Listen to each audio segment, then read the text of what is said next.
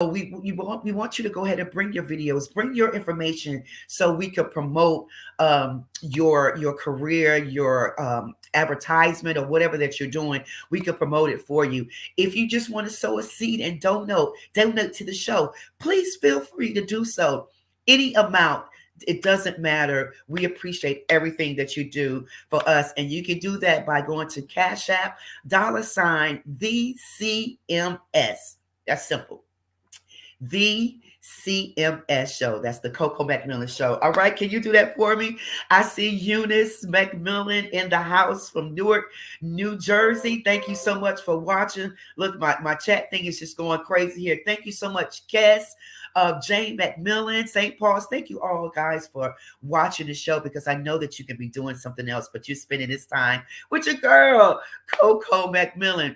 I'm praying that Nancy Petaway will be on just a little later. Just want to say hi to her. But listen, before we want to go ahead and get started with everything, because as I said, we have some amazing guests on the show tonight. This young lady, this first lady I want to introduce to you. I am so grateful that she accepted my invite. I have been following her for a while now. She don't even know that, but she's just amazing. She's doing some great things in her state, in her community. Dr. Carrie Ann Zamore. Oh my God. She is from Killeen, Texas. She's a playwright, bestseller author, award-winning filmmaker, international speaker, clinical professor. She's the director of the International Studies Abroad at the University of Mary Hardin Baylor. I mean, when you hear this lady speak and talk, you're going to fall in love with her just like I did. But listen, before I bring her on, I want to play a quick clip of her. Check this out.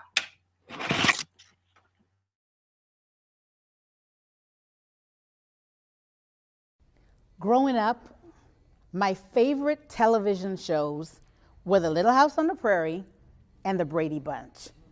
But The Brady Bunch was my absolute favorite. In fact, I even thought I was the seventh Brady kid.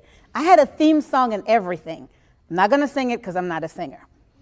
But those were the shows that I watched growing up in my island back home in the Caribbean. Those were the American shows that we got. I am Carrie Ann Zamore, the granddaughter of a fisherman, Sherrod Zamore, the granddaughter of the village baker, Denise Zamore, and my family owned the village store. Everyone in my village was somehow considered a part of our family.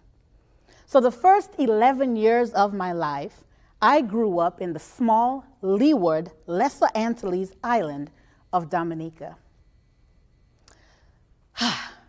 But I still watched those American shows. So at 11 years old, when I discovered that we were moving to America, I was elated.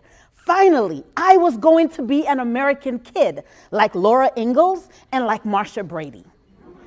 But in 1985, when we landed in Baltimore, Washington International Airport, America was nothing like what I saw on television. In fact, there was no Little House on the Prairie.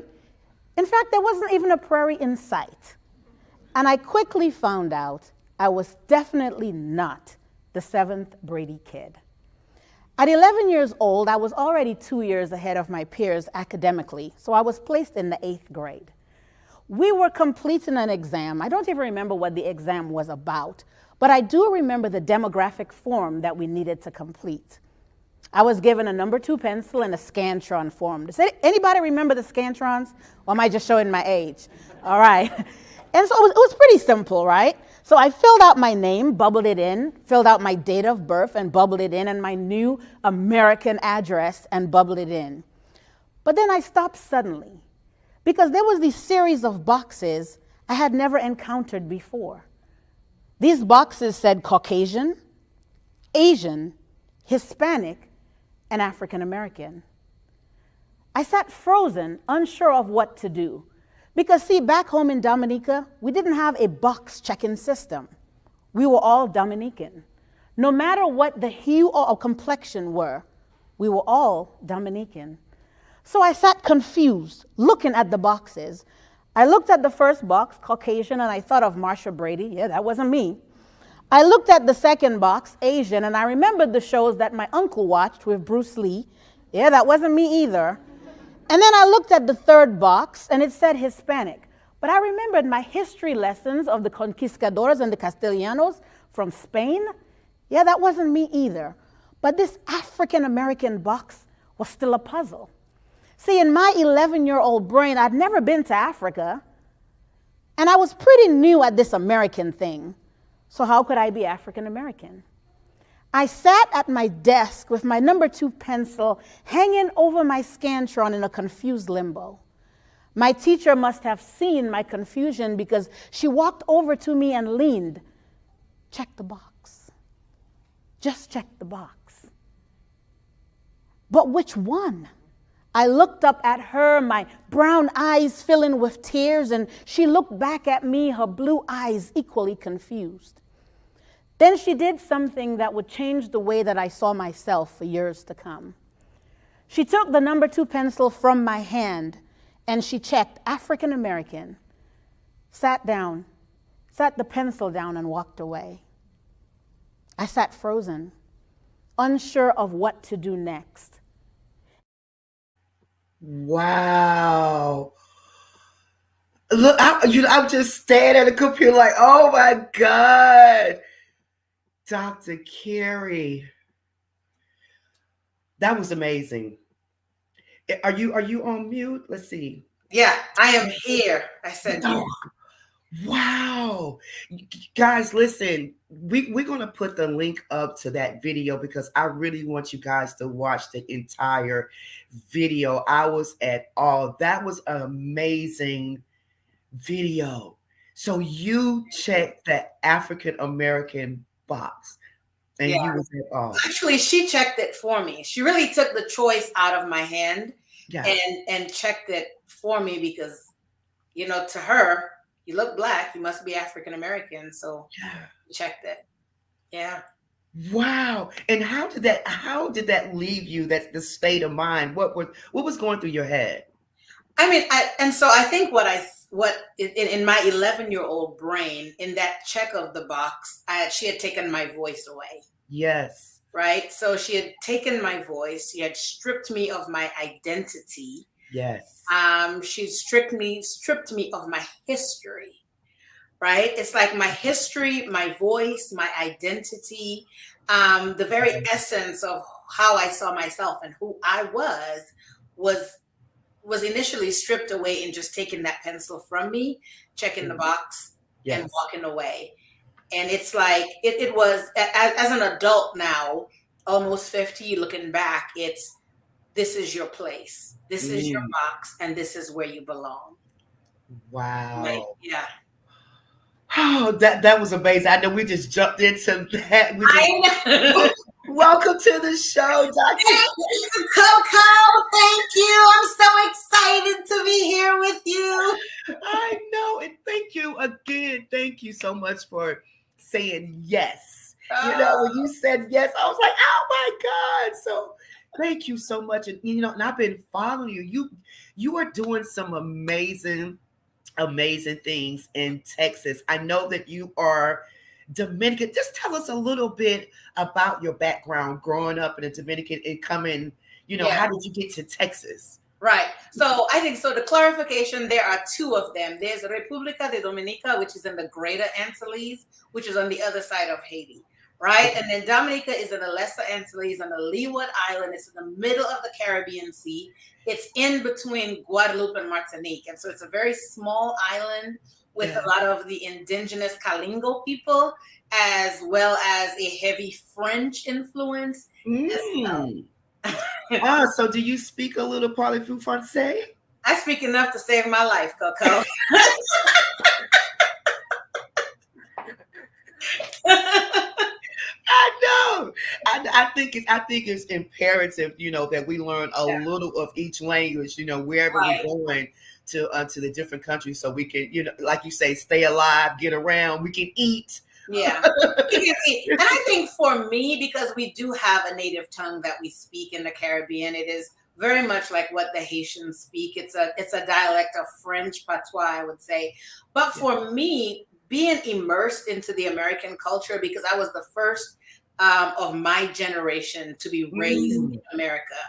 And so I so wanted the identity of being an American that I did not want to speak our language. I didn't want to eat our foods. I didn't want to do any of that as I was learning the American culture. Because again, taking that pencil from my hand, I felt like I had to choose. Yes. If I was going to be American, then I couldn't be that.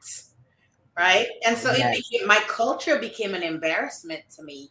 And it was only until I was in my late 20s, early 30s, that I realized how much I had lost. And I really went back and just re-immersed myself into my culture. Wow. That's amazing. So how did you, I know you said, when we were talking backstage that you moved around a lot and now you're in Texas. How did you end up in Texas? The military. The military. I would say, so I grew up in Maryland. I would say that's where I spent my adolescent years, in Maryland. And then I went away to college, got married to the military, and essentially left the Maryland area when I was about 18 years old. And I have not returned back to Maryland. So as of course with the military, I've lived all over the world. I've lived in Alaska, Germany. I've lived all over the world. And Texas was kind of like the final resting place. Yes. Texas loves veterans, so it's a great place to be.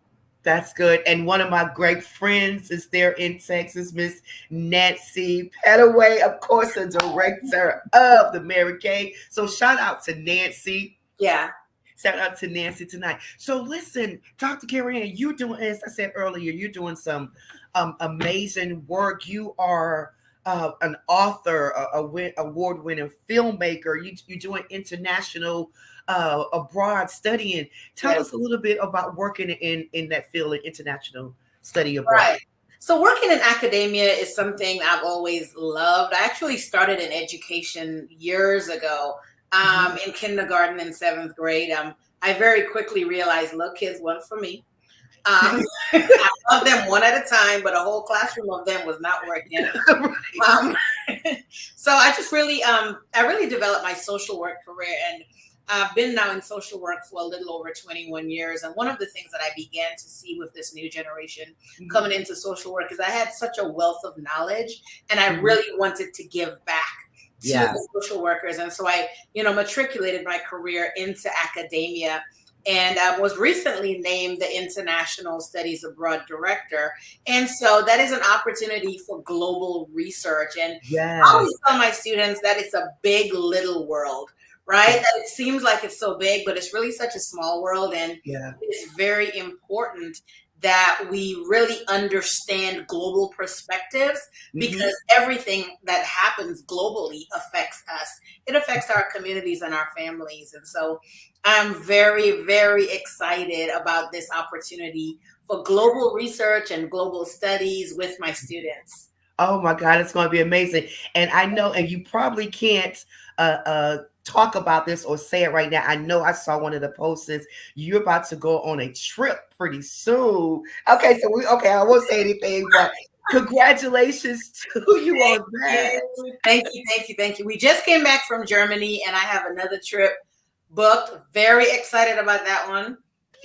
Hey, it's going to be awesome, Coco.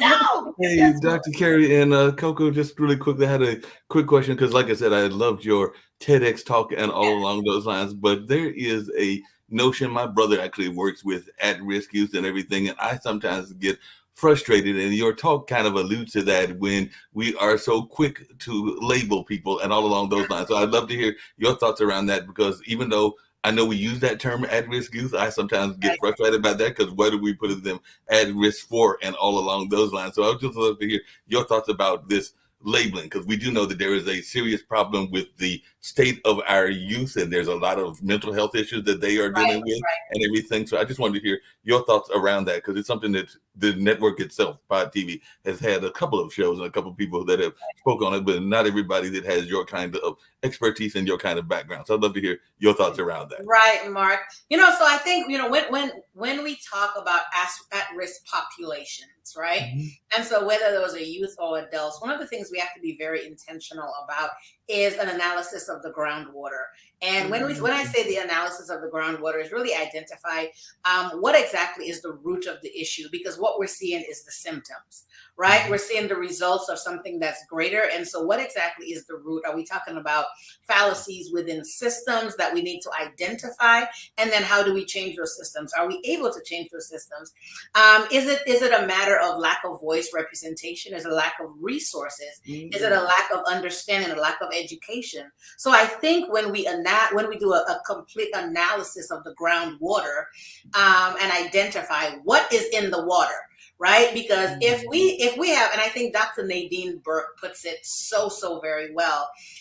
She says that if in a community everyone drinks from a water, or that water is dirty, and the community begins to get sick, eventually what will happen is that we will say, what's making the community sick? Is it the water? And we will treat the water. And we will treat the water so that the community will stop getting sick.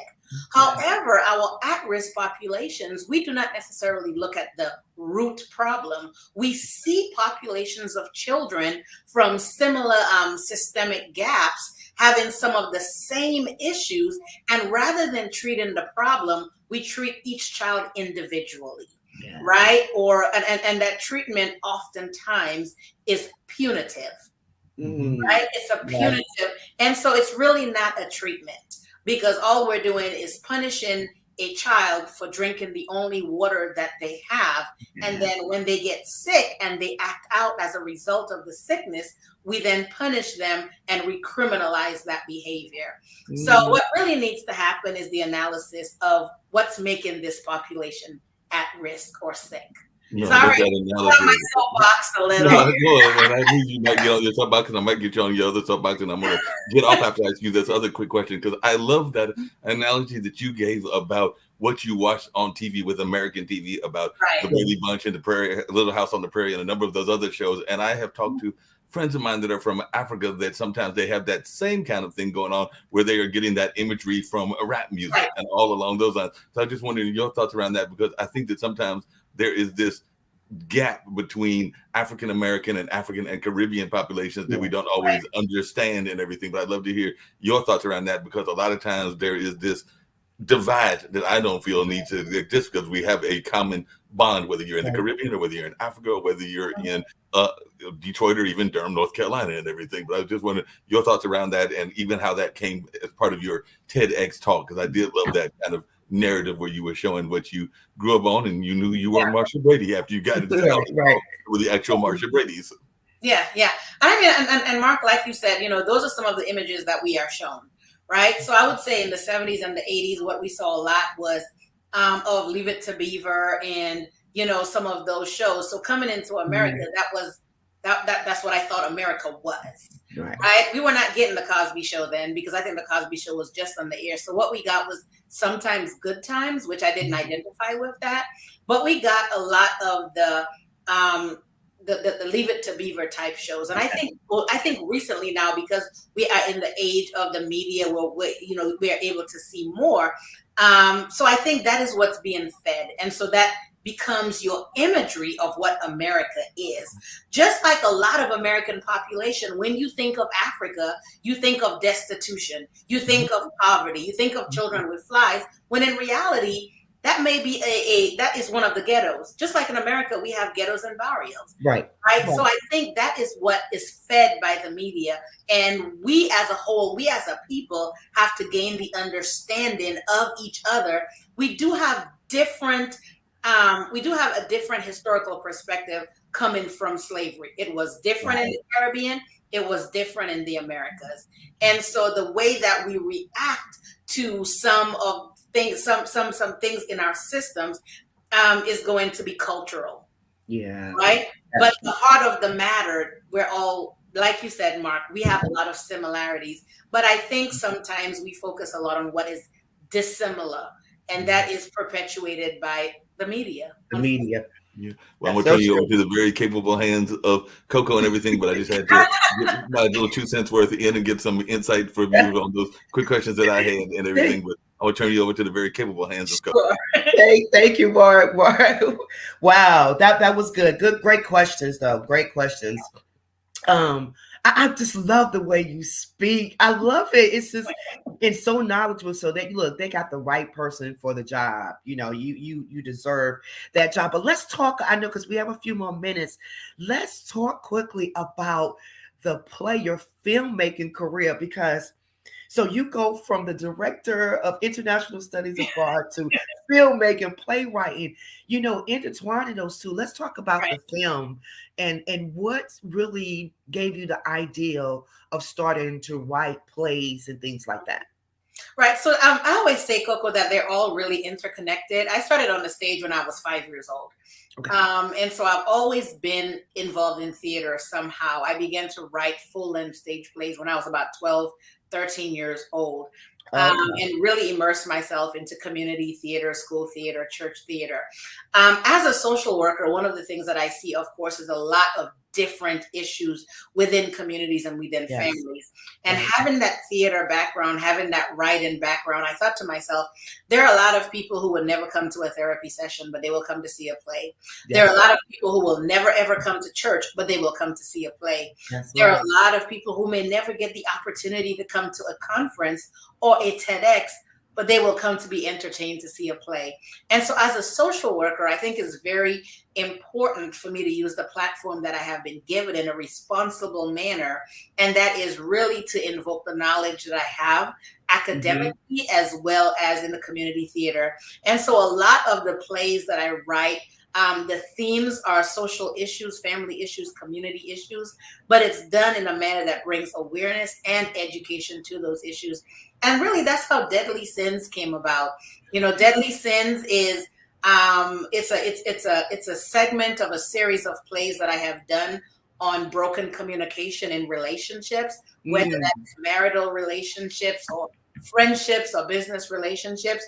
And oftentimes when we think of deadly sins, we talk about the pride of life, the lust of the eye, and as well as the lust of the flesh. And we're not necessarily talking about anything romantic or sexual. We can lust for the world. That's right. And then pride, when pride sets in, pride is a destroyer of anything. Yes. And that's the themes in the stage play Deadly Sins. So if someone comes to Deadly Sins, I promise you're going to see yourself in one of the characters. You're going to see your friend. I say it's a perfect date night. Bring your husband. Don't side-eye him during the play. Don't side-eye her during the play. Because you will find yourself somewhere in one of the characters. A line is going to hit home. But Coco, my prayer, my declaration in this is that people are standing in line to see a play. And when the doors are open, they're going to and every seat will be filled. And as they sit ready to be entertained, they're going to have an encounter that will leave them changed. Woo! It is so. It is done. You spoke it. God heard it. It is so. So listen, if you are out there, all my Texas folks or somewhere nearby, please go out and support Dr. Carrie Ann. So can you give us the date and the time and the location? Yes, ma'am. It's at the University of Mary Hardin Baylor in Belton. It is the Sue and Frank Mayboard Performing Arts Center. It's right off Main Street. It's the Main Street in Belton. Every little town got one. Main Street, the big theater on Main Street. It's February 9th at 7 p.m. and February 10th at 3 p.m. So we have an evening show and an afternoon show. Whoa! Okay, so are you thinking about taking it outside of Texas? Coco, I have about 3 plays that's ready to leave Texas. I'm just looking for the right theater. I'm looking for the right partnership and collaboration. And I'm just looking for the right time to do it. So theater, partnership, collaboration, and timing. But I have about 3 or 4 in the queue ready to leave Texas. Woo! Speaking of which and everything, as Coco knows, I work here in Durham, North Carolina at one of our African American cultural arts centers, which is part of NPN, National Performance Network, which is a Okay. lot of the minority theaters throughout the country and everything. So if you want to, either through Coco or other people, send me that information about the play, I can play a conduit to see if we can help you get that play to the Hayti Center or maybe some of the other African American community centers here in the Durham, North Carolina area, because I do know that they are open to doing the plays. As a matter of fact, they've got a film showing. I think it's February 1st around gospel music and all along those lines that PBS is going to be doing. And then after that, there'll be a kind of a discussion around a book author that has written a book around the secret lives of the church ladies, which I think talks about even something that you might be interested in, Dr. Carey, which is how some of the conversations around sexuality and if people are in that LGBT community having to work that kind of divide that goes on between people's romantic interest and some of their interest in terms of their church walk and their faith walk as well. So that is what that particular book is about. And I think the author will actually be there on February the 2nd. So I think they're back-to-back Wow. events, if I remember correctly. But definitely Well, we can thank see you, Mark. keep talking for a second, Mark. Keep talking for 1 second. Hold on 1 second for me. No problem. No problem. I'm glad to do that and everything. Keep things moving all along those lines and everything. But yeah, the book was your whole speech was very fascinating and all along those lines. I was wondering your thoughts around something that you kind of alluded to and Coco alluded to as well. But how important is it for artists to deal with activism and what some of my friends call edutainment, which is educating and also giving some entertainment, but also educating through the entertainment. So it's one that is a playwright, but also a scholar. What is your thoughts around edutainment and the use of the arts in activism? Right. You know what? I think when you're given a platform, it is your responsibility to use that wisely. And for me, because I do have the academic portion, I use my platform in that manner. And so I would say it's really up to the individual, but in given a platform, you have a responsibility to use it wisely. I choose to use mine to empower, to educate, to inspire, and to bring about change. That makes a lot of sense and everything. Yeah. I see the other guests is here, and I will be running your information across as well. I did get your message, Coco, and everything. I'm thinking I'm trying to get that up and running so we'll have both of their information running so that folks can check that out and all along those lines. But definitely was a very insightful conversation that you were giving. Awesome. And I got one more while you're doing that, Mark. Getting Loretta prepared. I have one more question for Dr. Carey Ann. So listen, can you tell us something about you or what you love doing that no one knows about? Oh boy. I really like so I'm kind of a homebody actually. I like just sitting and chilling. My husband say I talk a lot, but I like sitting and watching football with him or just talking to him really. Just talking his ear off. But really, I think I am a homebody. I think what people don't know is that I'm actually an introvert. And so when everything is over, I like sitting at home in a fuzzy blanket, rolled up in my chair, and watching movies, I love watching old sitcoms, and that's kind of what I like to do, or with a good book, and just spending time with my family. I think people think I'm always on the go and all glammed up, and the reality is I don't really wear makeup. I don't really dress up. That's the reality about me, and I'm at home rolled up in the couch. Yeah. Natural beauty. Now, do you have any kids or any siblings or? I do not have siblings. I am the only child. I was raised the only child. Let me see. I would say I have a lot of extended siblings, but I was raised the only child. I have children. I have 2 bonus daughters. Okay. And they are so all my children are adults. And then I have 2 sons. They're 26 and 23. And then I have a 9-year-old. Whoa! Yeah. Wow, you look fabulous. That's amazing. Thank you. What do they say? I know that they're so proud of you. Thank you. Thank you, thank you, thank you, thank you, So Coco. listen, so we have your information here running at the bottom of the screen, but can you tell the viewers tonight? I see my chat is kind of going crazy. They love what you said, what you brought to the table, and guess what, guys? She's going to be coming back too. She's going to be coming back, and the conversation, the topic is going to be what, Dr. Gary Ann? Oh boy, what are we going to talk about, Coco?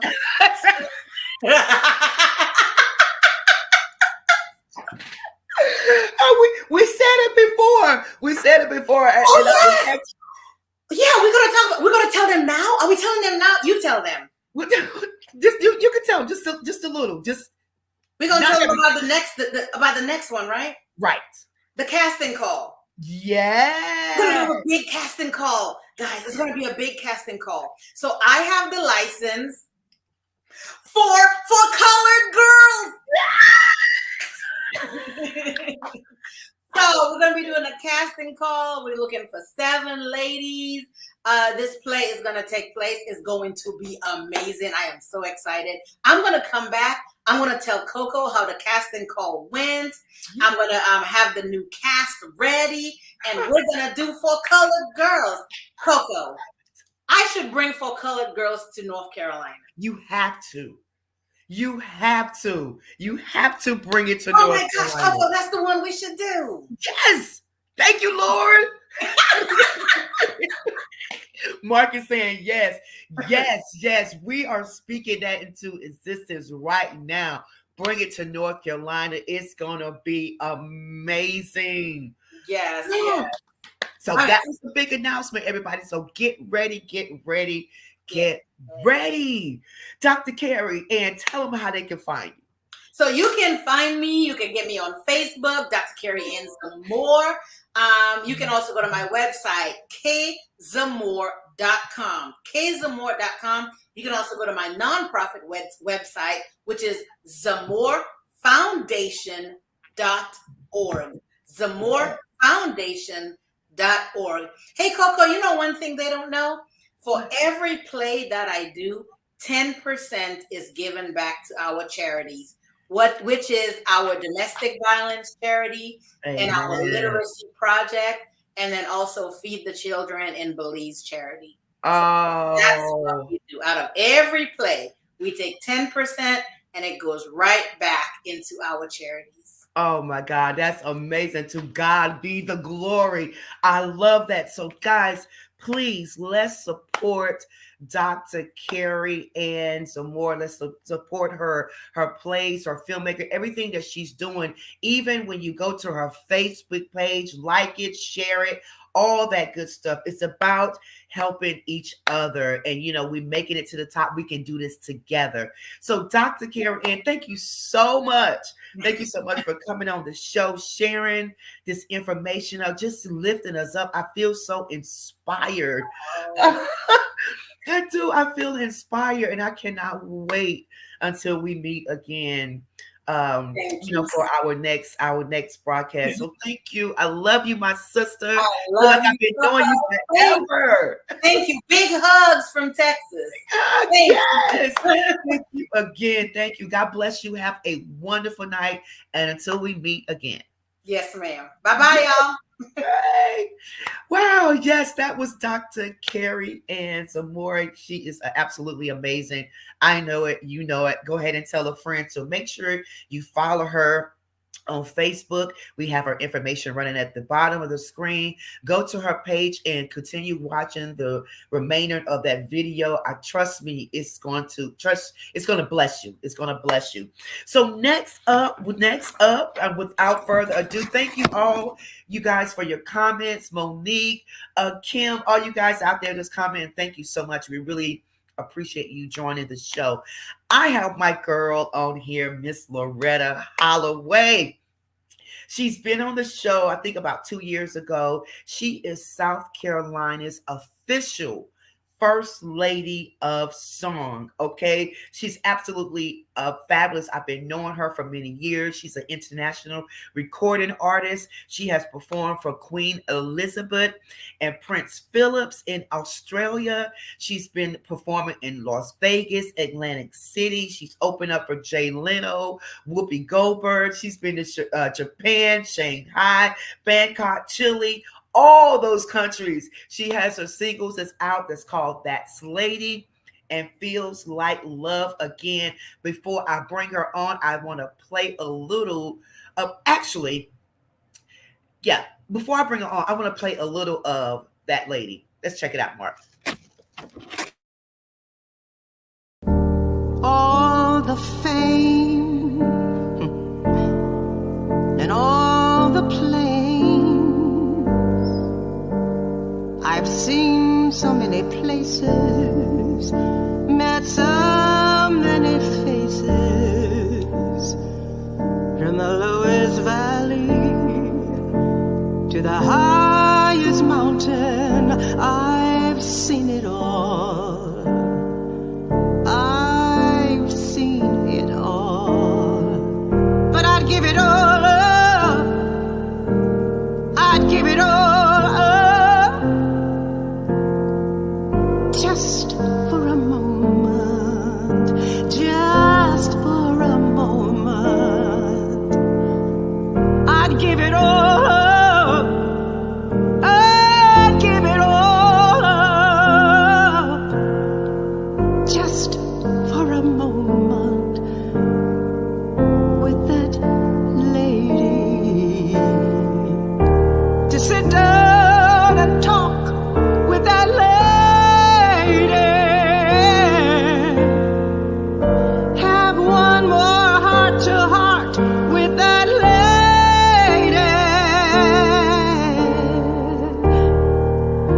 Look eye to eye with that lady.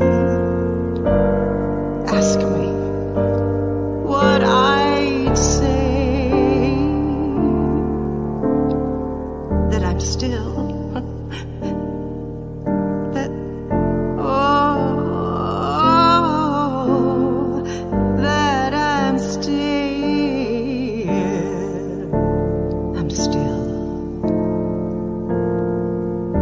and I've been through it all, and I've seen it all, and I've done it all. I've done it all. I've done it all. Looking back on the days of my youth, oh, the days that I remember, the times I can't forget, the memories that made me, the life that she gave me.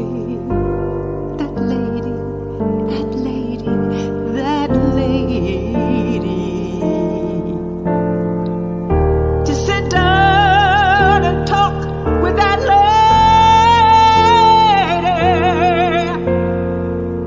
Have one more heart to heart with that lady. Oh Lord, look eye to eye with that lady. Ask me what I'd say.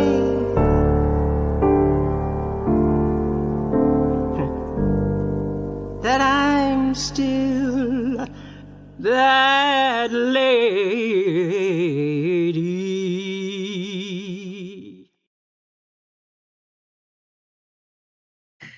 Oh.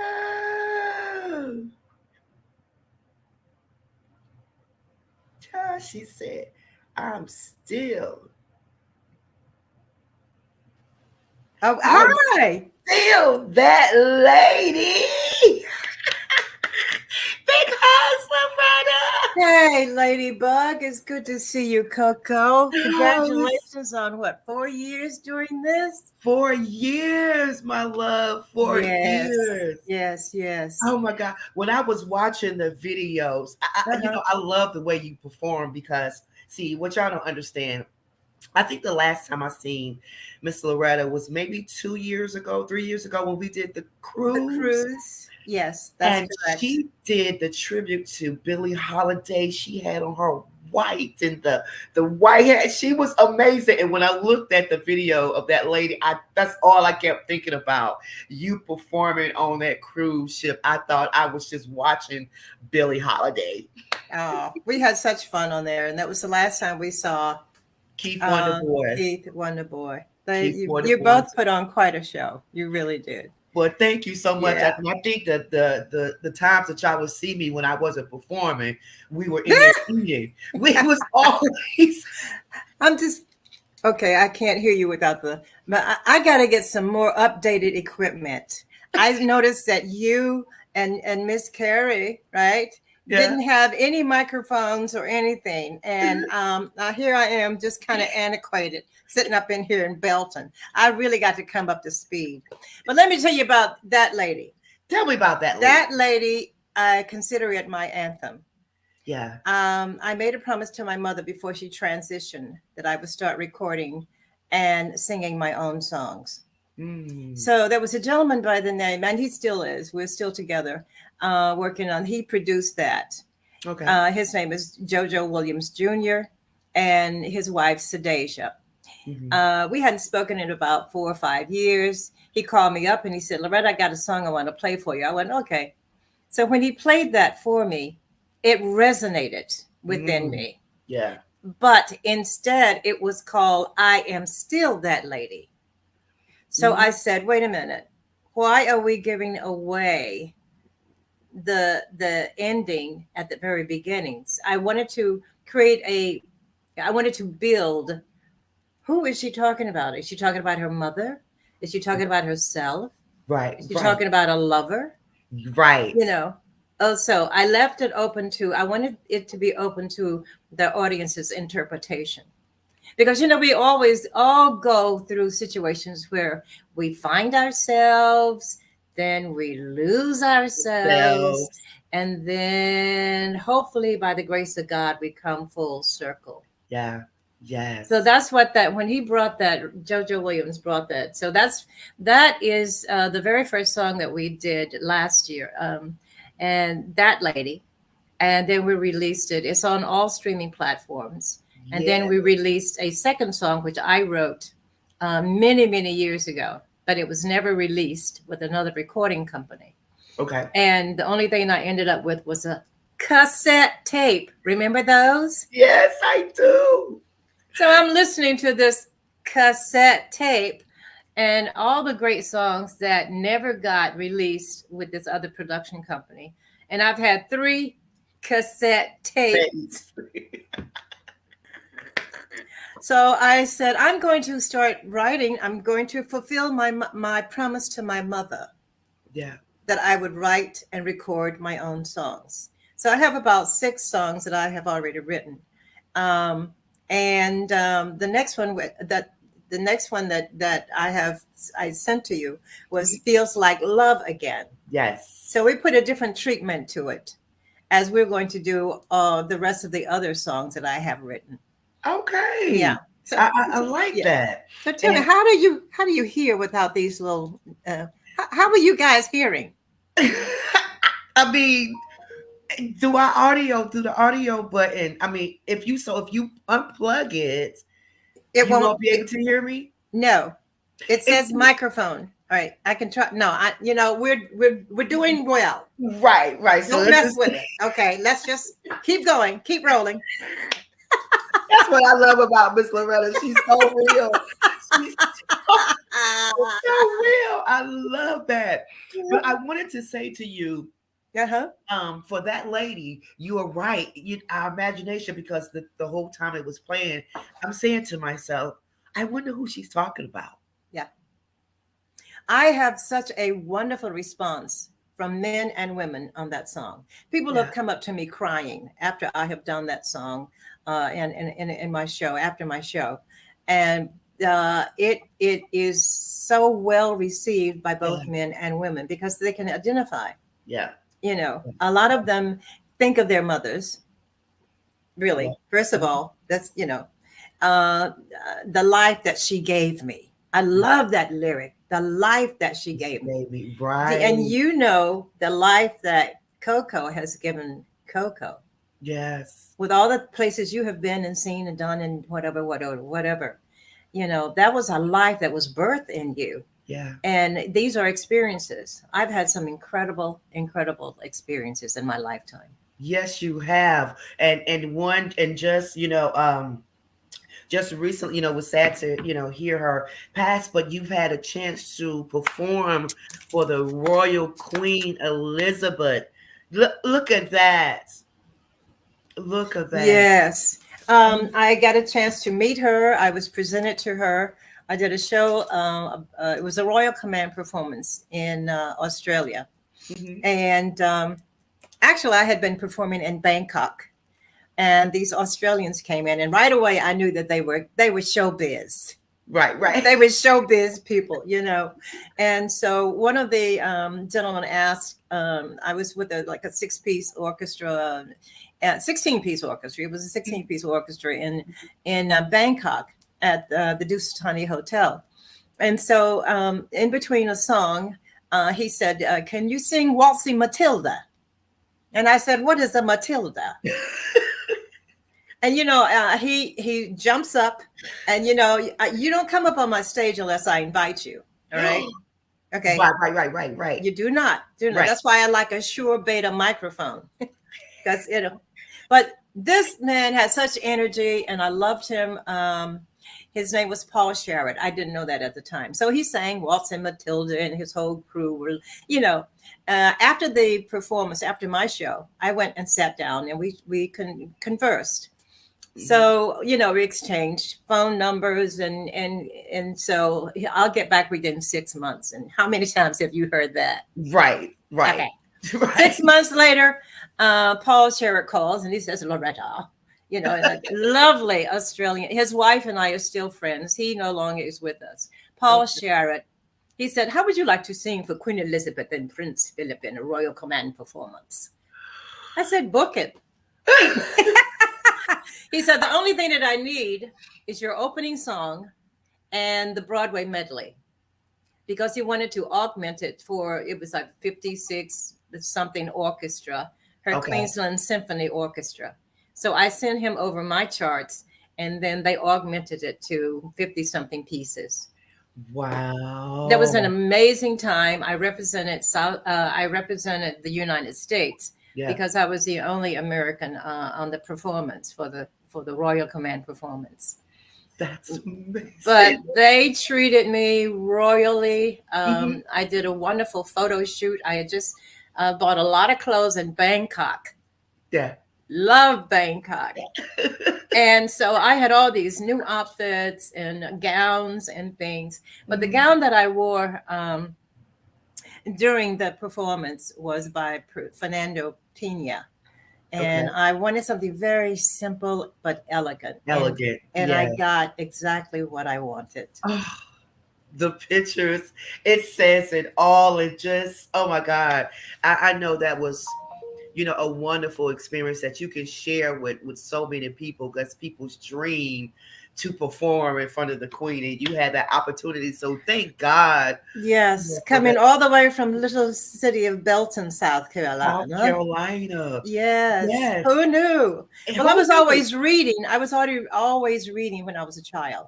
I spent majority of my time at the Belton Library, sitting on the floor and reading about places, never dreaming that I was going to travel and have my foot on the soil of these countries that I had been reading about. Yes. So God has been good. I've had a wonderful, and the career still goes on. Yeah. Yes. Still going strong. I have, as I say, I'm promoting the 2 singles, That Lady and Feels Like Love Again. Yeah. which was partially true story. Uh, to, to an extent. To an It, extent. it was the end of summer. Uh-oh. The very last day, the sun was a burning ember in the sky. He caught me by Yes. surprise. Something in his eyes said, "Come to me." Go to Loretta. And I couldn't turn away. Wow. Anyway, I love the we're gonna lyrics. have a chance to play that at the end of the show. So you guys, stay tuned for that. But speaking of, you are from South Carolina. They have named you the official first lady of Of song. song, How yeah, amazing by is that? Senate proclamation. That's that's the proclamation. No, Okay. that's the proclamation up there. But that was the evening they presented it to me here in Belton. And again, the gentleman JoJo Williams. We were doing a we were doing a stage play called "A Fall from Grace: Relationships and DUI." Then we had he's so multi-talented. He had a television show we were doing called The Bishop's House. Okay. Then at the same time, we were doing a full-length movie called what is it? Reverend Scrooge. It's a classic. I am telling you, it was 3 hours. It premiered here in Belton. Wow. The next night after our red carpet event. And so the night of the event, I was presented with the proclamation from the Senate as South Carolina's official First Lady of Song. Another proclamation from the Anderson County as an Anderson County treasure. Little treasure, you. And I also have the key to the city of Newark, New Jersey. Yes. Newark, New Jersey. Now, is that where you're originally from? No, I was born and reared in Belton, South Carolina, right here. Okay. Actually, I'm in the home place. So my father and my mother built this home, and so they left me when they transitioned. They left me, so I based myself out of the home place. I love it. There's Mark. There's Mark. You couldn't find me, could you? Could you, Mark? Couldn't resist it, Loretta. You just got so much energy and so many fun things that cross my mind. But I had the pleasure yesterday on my own show of talking to Robin Bobby, who didn't start her modeling career till she was like around 60 or something like that. Her and her husband, who is a photographer. So for those people that are thinking about reinventing themselves or even continuing their journey, like you are at a later age, I hate that term, middle age, even though I'm in my 60s, so I guess technically I'm that as well and everything. But what do you say to those folks that are thinking that they have to stop going when they are at a certain age? Because one of the things that I admire about you, Loretta, is that not only you are a radiant beauty, but you also have a very lovely energy about you, and it seems like you've had that since you were a child, and you still got it now. Well, mazel tov. I thank you. You know, of all the things that I have done and places I have been and seen, I'm not done yet. I say I'm only just beginning. And these two songs have given me a new boost in my life. I've done movies as well, and a soundtrack for a movie. But this has given me a new boost and a new shot in the arm to keep going. You know, I have not reached the pinnacle of where Loretta can be. So you have to keep going. Yeah. I have to keep going. Yeah. I agree with that. I love what I do. My goodness, when I connect with an audience, and because I am a song stylist, and I am a wonderful interpreter of lyrics and understanding. Someone from Variety magazine called me a singing actress, wherein I use my lyrics as a dialogue. Yeah. So thus, I don't really sing the same song the same way ever. It's always something, because there's always a play on words that you can enunciate, you can emphasize on any given night.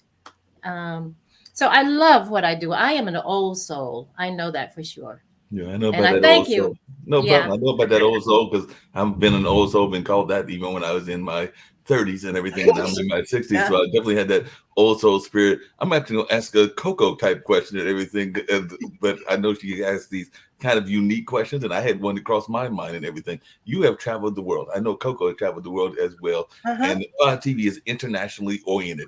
What is a place that you have not been to yet that maybe somebody is watching from one of those countries that is on your wish list? What is a place that you have not traveled to in all that world traveling that you would All love to that travel world traveling. I would love to go to Paris and entertain in Paris. And I have not been to South Africa. to? So Mm, those are the two places. yes. I would love to go to Ireland. Mm.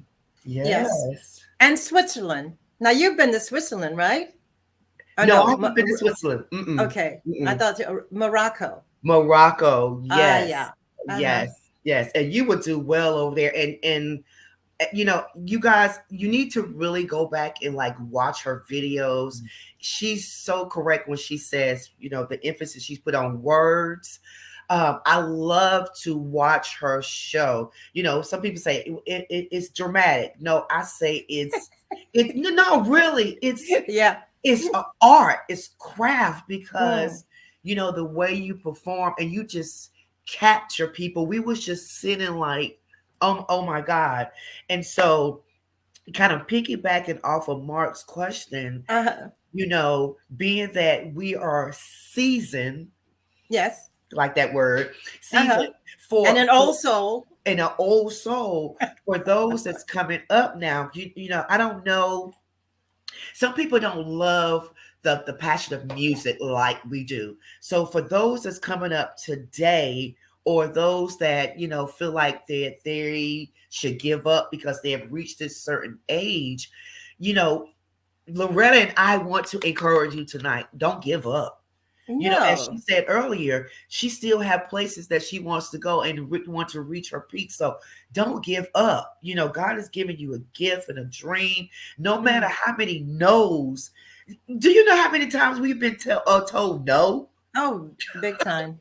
And and the dreams that, were delayed are Yes, not necessarily denied, denied. And I want to also mention my book. The book, The yes, book, the book, the the book. book. I was going through such well, who didn't during COVID? I mean, Uh-huh. we were right in the throes of COVID, and so I vowed to myself that I was going to write a book before I leave this earth. Yes. So I wrote a book called Inside Loretta, and there's a lot happening inside Loretta.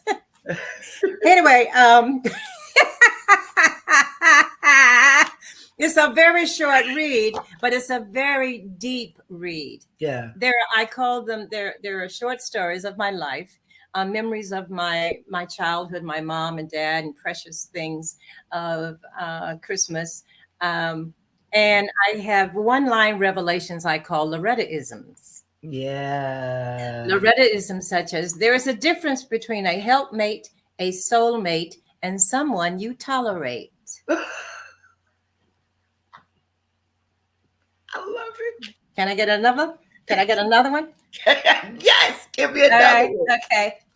The greatest feeling I've ever felt was to look at you and feel nothing. Ooh.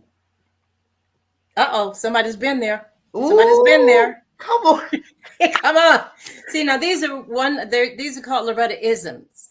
It's, as I mentioned, it is a very short read, but it's a very in-depth read. Oh. And a lot of things are talking about mental health and dealing with different issues of the poems that I have in here. And so I have donated a portion of the profit from Loretta Holloway, Inside Loretta, to NAMI and other mental health organizations around the world.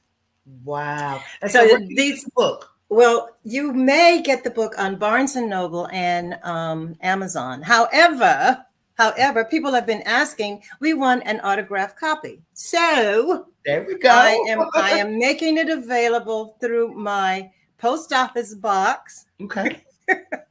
Post office box 778, Belton, Belton, South Carolina. Yes. 29627. And the book, just you tell me how you want it personalized, or you Mhm. can go to my website, which is my name, www.lorettaholloway.com. There's an order form on my website for the book, my debut CD, which is Loretta Holloway Quietly. That was my Yes. first CD. It saved my life. It really did. Yes. Yes. After those three almost um, record company deals that fell through, I Hmm. said, once before I die, I would like to see my face on the cover of a CD if I have to produce it myself. No. So this is unplugged. There are 17 songs, Okay. all ballads, live strings, acoustic piano. Thank you, Bobby Schiff out of Chicago, Illinois. Um, Bobby. yeah, Bobby Schiff. So there are songs on here such as Angel Eyes and Can't Help Loving That Man of Mine and I'm a Fool to Want You. Strange Fruit is on here. I wanted to Strange explore fruit. that. Yeah. Yes. Um, Love Don't Need a Reason. And then Old Man River, Okay. because I love songs with verses to them. Okay. So I understand I'm one of very few females who have ever performed or sung Old Man River. Mm. So I wanted to somebody they were playing Stomp the Singer one night, Okay. and they said sing Old Man River. Somehow or another, I knew the verse. There's an old man called the Mississippi. That's the old man I would like to be. I Yeah. tell you, I tell you. By the time I finished that song, there was Wow. something that swept Something. over me, like all of my ancestors or whatever were in Yes. that room, and I brought them up and back, and I knew that I had to record this song. So all of the songs on here, 17 songs, have a very special and personal meaning for me. Okay. Yeah. Okay. So listen, guys, if you want to order your book, your CDs, we have her information running at the bottom of the screen. Again, if you want to personalize, autograph, she gave the information. You can go back and get the PO box address. It Yes. is always a pleasure, Thank you. talking to you, Miss Loretta. I'm so glad that we touch bases again. I know we haven't Yes. seen each other in a long time, but I want to give you a virtual hug. Virtual hug. Thank you, lady. Oh, Congratulations again. thank you. And thank you so much for your support and all your encouraging words and things that you give me. I really do appreciate that. And we can't wait to see what God is getting ready to do for your future. That Ireland Yes. trip, that South Africa trip, that Paris. Oh my The God. Paris. The I've been to Paris. Nice and the Isles of Yes. Greece. I've sipped champagne on a Yes. yacht. It's, Yeah, that's it's it. gonna be amazing. So thank you again, young lady. Thank you. Thank We you. are going to play her next song, her other song, "Feels Like Love Again," at Yes. the end of the show. So again, Miss Loretta Holloway, the South Carolina's official First Lady of Song. Thank you so much for coming to the show. We love you here. Thank you. So, guys, you have heard it tonight. We have had Dr. Carrie Ann Zamora and Miss Loretta Holloway, South Carolina's official First Lady of Song, here on the show tonight. I do pray that you enjoyed it. Again, make sure that you follow them. Make sure you support them. Dr. Carrie Ann, she has her play that's coming up.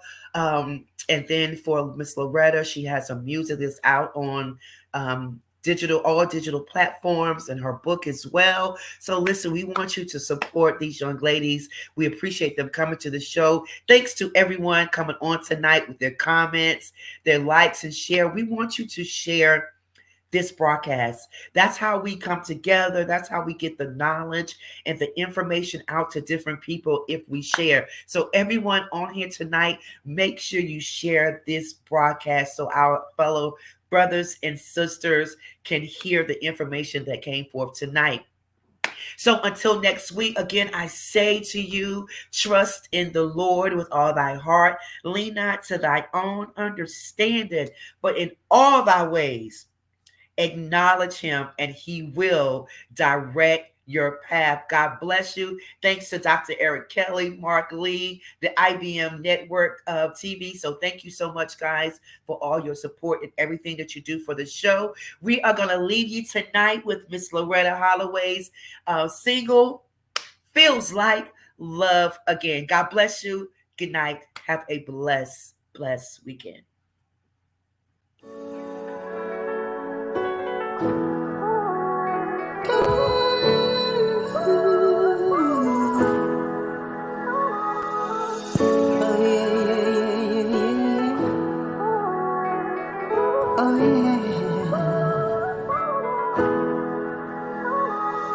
It was the end of summer, the very last day. The sun was a burning ember in the sky. He caught me by surprise. Something in his eyes said, come to me. I couldn't turn away. Oh, it was curious, a little too mysterious. I knew him from another time and place. Silent whispers in the middle of the night. I knew his voice, I swear I knew his face. Tell me, was it a dream? Was I insane? I never felt such pleasure, would never know such pain. Should I surrender or just let him walk away? Ha! I was lonely, I've been looking for love. There's no sin in wanting to be free. So I gave myself without regret. I let that man make sweet love to me. I must have been crazy, must have been insane. I didn't ask forever, I never knew his name.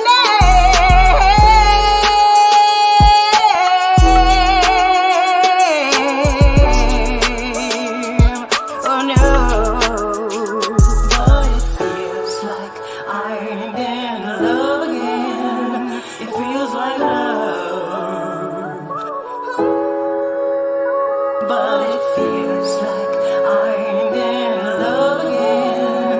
It feels like love. Yes, I was lonely, I've been looking for love. There's no sin in wanting to be free. So I gave myself without regret. I let that man make sweet love to me. I must have been crazy, I must have been insane. I didn't ask forever, I never knew his name, but it feels